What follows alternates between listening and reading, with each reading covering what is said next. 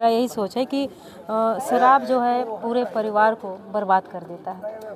हमें बाकी से आपको बताया कि मेरा बस चले तो मैं एक बूंद यहाँ व्यवस्था न दूँ, लेकिन अब नशे से लोग युवा वर्ग इतना पीड़ित होता जा रहा है कि आने वाला समय में बहुत ज़्यादा समाज को इसके लिए बड़ा नुकसान होगा। माता पिता बड़े वरिष्ठ दारू पीकर ही आएंगे तो फिर हमारे बच्चों का जो भविष्य खराब होगा, क्योंकि बच्चे देखेंगे कि नहीं हमारे बड़े ही पी रहे हैं तो भी देख के वैसे ही सीखेंगे।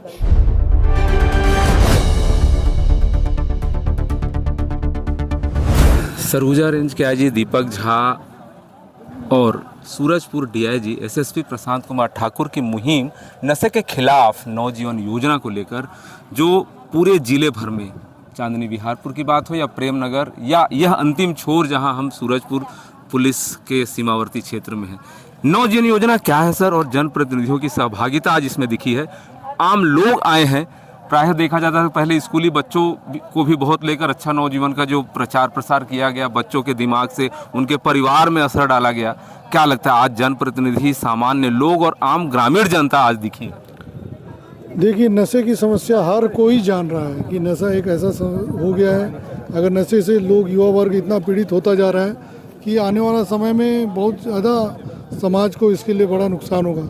जब तक अगर युवा वर्ग स्वस्थ और समृद्ध और मजबूत नहीं रहेगा तब तक हम मजबूत भारत की कल्पना कैसे कर सकते हैं। तो इसीलिए हमारे देश के केंद्रीय गृह मंत्री जी भी कहते हैं कि अगर हम स्वस्थ रहें और नशा से के खिलाफ अगर सख्त रहें, कार्रवाई करें तो युवा वर्ग इससे बचा जा सकता है। हम लगातार कार्रवाइयाँ तो कर रहे हैं, पर उसके साथ साथ भी लोगों के बीच नशे से क्या कुरीति, किस तरह से नशे से नुकसान है, नशे का स्वास्थ्य पे, धन का दंडन, इन सब चीज़ को बताते हुए लोगों को हम जागरूक करने की कोशिश कर रहे हैं कि इस अभियान का हिस्सा बने और जो नशे से पीड़ित हो चुके हैं उनको सही राह में ले जाने के लिए हम जो भी मदद कर सकें, हॉस्पिटल है या चीज़ें उस पर लगें, और साथ में हमारे युवा वर्ग को इसकी बुराइयों को बताएं और उससे दूर रहने के लिए लोगों को प्रेरित करें। धन्यवाद सर, आपकी मुहिम लगातार जारी है और जारी रहेगी। सूरजपुर जिले के लिए हमारे साथ बने रहिए। सूरजपुर पुलिस का अभियान नवजीवन, जो नशे से दूर रखने के लिए एक बहुत बड़ी मुहिम जिले में चल रही है। मैडम, क्या लगता है नशे से बचाने के लिए पुलिस के साथ साथ जनप्रतिनिधियों का सामने आना कितना जरूरी है?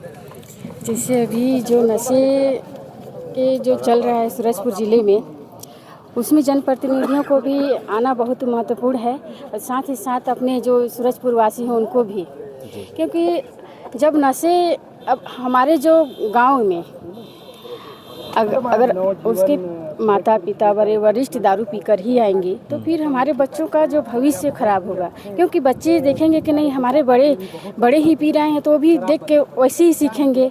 तो सबसे पहले तो मैं यही बोलूँगी जनता को कि सबसे पहले हम अपने आप स्वयं को सुधारें। हम खुद से सुधरेंगे तो फिर हमारे आने वाली पीढ़ी भी सुधरेंगे। बहुत बहुत धन्यवाद। सूरजपुर जिले की बात करूं तो एक पढ़ी लिखी शिक्षित विधायक प्रतापपुर को जो मिली हैं इस पंचवर्षीय में हमें, शंकुतला सिंह पोर्ते, जो वाकई में लोकप्रिय हैं अपनी वाक शैली को लेकर और लोगों के प्रति जो उनका समर्पण है उसको लेकर। आज मैम सूरजपुर जिले पुलिस का यह नवजीवन अभियान जो है, निश्चित तौर पर जब से अभी वर्तमान हमारे डीआईजी एसएसपी प्रशांत कुमार ठाकुर आए हैं, नशे को लेकर उनकी मुहिम चल रही है। आज आपने भी खुले मंच से इसका समर्थन किया है और आपकी मनसा भी यही, आपकी दुआएं भी दिल से निकलती हैं कि मेरे विधानसभा क्षेत्र में कम से कम नशे की वजह से कोई दुर्घटना का शिकार ना हो, मौत ना हो। क्या मानती हैं? बिल्कुल आपने सही समझा। मेरा यही सोच है कि शराब जो है पूरे परिवार को बर्बाद कर देता है। हम परिवारों की दशा देखिए, जिस घर में अगर शराब पीने वाले लोग हैं, जो शराब पी कर आ रहे हैं, बच्चा परेशान है, बेटियां पढ़ती हैं।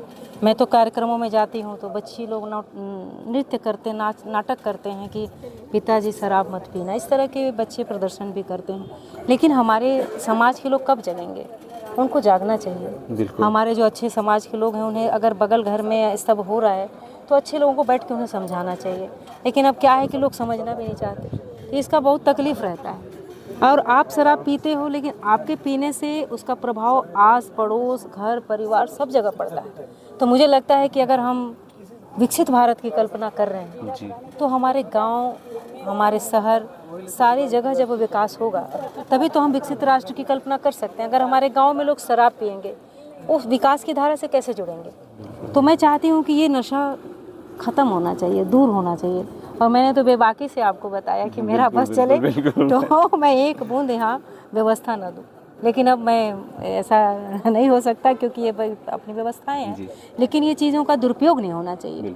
मैंने मना भी नहीं किया, आप करो, अगर आप नशा कर रहे हो, आप ऐसा घर में आप किसी को परेशान न करो। आपके नशे की वजह से कोई और परेशान हो रहा है, आप नशे करके जा रहे हो, एक्सीडेंट कर दे रहे हो, ये अच्छा नहीं है। तो हम लोग नशा के खिलाफ शुरू से रही हूँ, आज भी हूँ और आगे भी रहूँगी। मैम, एक अहम सवाल है, 1 जुलाई को दुनिया की सबसे बड़ी योजना, विश्व की सबसे बड़ी योजना जी राम जी, वो विकसित भारत से जुड़ी हुई है। हाँ।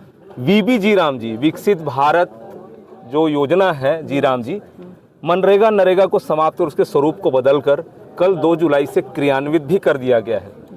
जो परिकल्पना प्रधानमंत्री जी की है, विकसित भारत उसमें पहले जुड़ा हुआ है। 2047 तक भारत को विकसित बनाना है, तो यह जी राम जी लॉन्च किया गया, उसको दृष्टिकोण करते हुए क्या मानती है इस योजना की सफलता के लिए जो प्रत्येक राज्य के प्रत्येक प्रदेश में जितने जिले हैं वहाँ कसावट लाई जाएगी?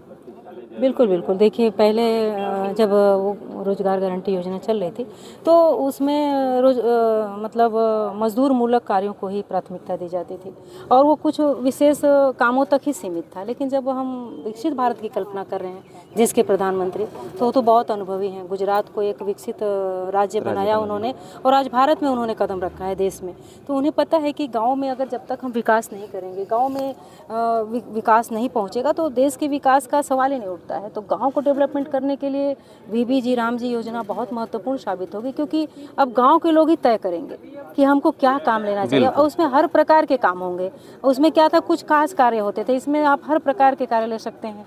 आपको सीसी रोड का ज़रूरत है, आपको तालाब बनाना है, बड़ी अधोसंरचना है, उसमें आप प्रदूषण से मुक्ति के लिए भी योजनाएं बना सकते हैं। मतलब आप हर वो काम कर सकते हैं जिससे आपका गांव एक सुंदर गांव बन सके।